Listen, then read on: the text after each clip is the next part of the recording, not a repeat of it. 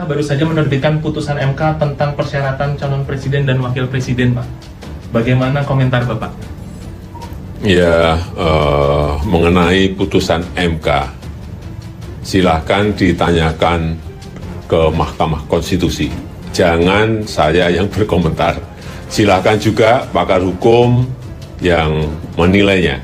Saya tidak ingin memberikan pendapat atas putusan MK, nanti bisa disalah mengerti seolah-olah saya mencampuri kewenangan yudikatif. Putusan Mahkamah Konstitusi tersebut, sebagaimana disampaikan tadi, KPU akan melakukan kajian terhadap apa yang menjadi amar dalam putusan Mahkamah Konstitusi tersebut. Dan akan dilakukan penyesuaian norma di dalam peraturan KPU nomor 19 2023 tahun 2023 tentang pendaftaran calon presiden dan calon wakil presiden. Nanti akan kami menyusun draft perubahan atau revisi peraturan KPU tersebut dan akan kami sampaikan kepada pemerintah dan kepada DPR, dalam ini Komisi 2 DPR dalam waktu dekat. Saya kira itu. Ya kita tunggu, kan belum selesai ya, masih dibaca, kita tunggu aja, saya tidak tahu. Apapun kalau putusan MK itu kan mengikat, ya silakan kita tunggu aja apa putusan yang mengikat itu seperti apa. Kira-kira mungkin 1 jam lagi. Indonesia tanah air beta, pusaka abadi nan jaya.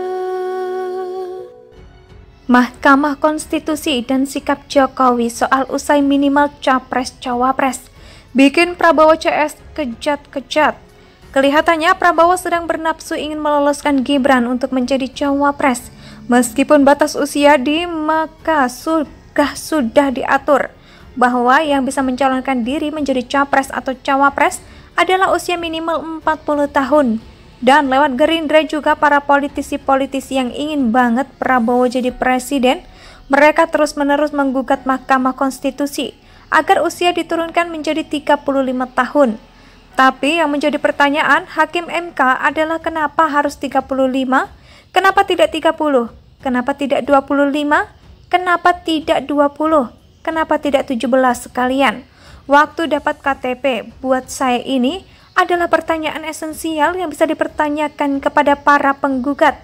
Ya, kelihatannya hanya ingin menurunkan hanya supaya Gibran bisa lolos menjadi cawapres dari Prabowo. Emang sih, secara posisi menjadi calon wakil presiden tentu lebih menguntungkan daripada menjadi tim sukses capres-cawapres saja. Tapi Gibran sampai saat ini tidak bergeming dan tetap mengatakan bahwa ini adalah urusan Mahkamah Konstitusi. Dan lebih parah lagi, serangan kembali kepada Prabowo dan timnya langsung oleh Presiden Joko Widodo. Presiden Joko Widodo tidak melakukan nabok nyilih tangan, ya alias menggunakan tangan orang lain untuk menghajar Prabowo Subianto dan organisasinya.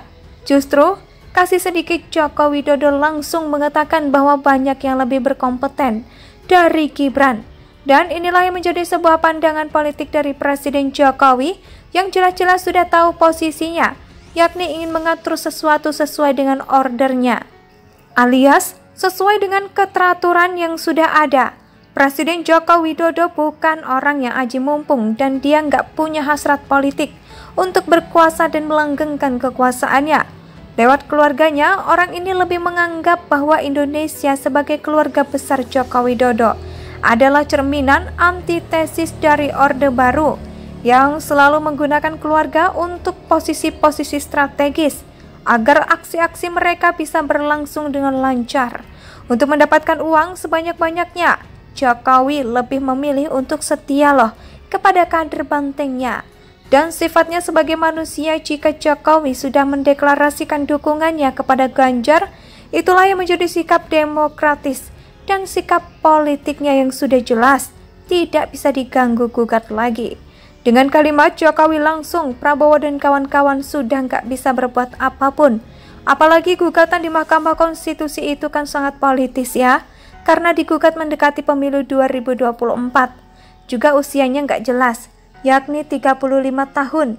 Yakni umur Gibran secara spesifik sekalian aja deh, umur 17 tahun biar anak saya nanti jadi presiden. bisa ngalahin Prabowo. Sudahlah Bapak, hasrat politikmu juga sudah kelihatan banget kok. Meskipun kamu tutup dengan sikap-sikap sok santun. Dari sini kita harus mendukung Ganjar sebagai Presiden Republik Indonesia pada tahun 2024 nantinya. Karena dia yang diyakini bisa menjadikan Indonesia sebagai negara yang berdaulat dan regenerasi. Bisa berjalan dengan lebih baik lagi. Kalau mau regenerasi ya kita tentu harus cari calon presiden yang usianya lebih muda dari Presiden Joko Widodo. Mahkamah Konstitusi dan sikap Jokowi soal usai minimal Capres-Cawapres bikin Prabowo CS kejat-kejat. Kelihatannya Prabowo sedang bernafsu ingin meloloskan Gibran untuk menjadi Cawapres. Meskipun batas usia di maka sudah diatur bahwa yang bisa mencalonkan diri menjadi Capres atau Cawapres adalah usia minimal 40 tahun. Dan lewat Gerindra juga para politisi-politisi yang ingin banget Prabowo jadi presiden, mereka terus-menerus menggugat Mahkamah Konstitusi agar usia diturunkan menjadi 35 tahun. Tapi yang menjadi pertanyaan Hakim MK adalah kenapa harus 35? Kenapa tidak 30? Kenapa tidak 25? Kenapa tidak 20? Kenapa tidak 17 sekalian? Waktu dapat KTP buat saya ini adalah pertanyaan esensial yang bisa dipertanyakan kepada para penggugat.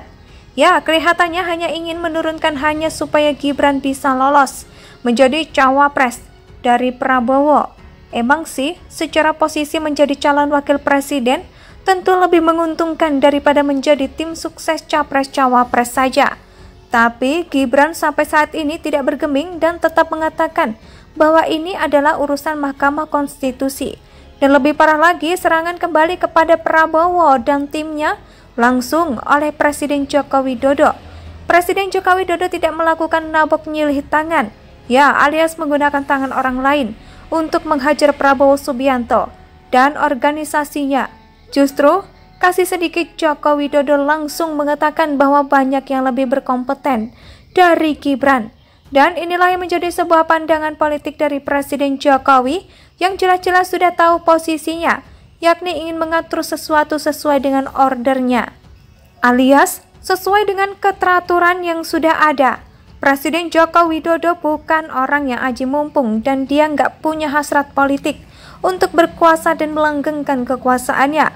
Lewat keluarganya, orang ini lebih menganggap bahwa Indonesia sebagai keluarga besar Joko Widodo adalah cerminan antitesis dari Orde Baru yang selalu menggunakan keluarga untuk posisi-posisi strategis.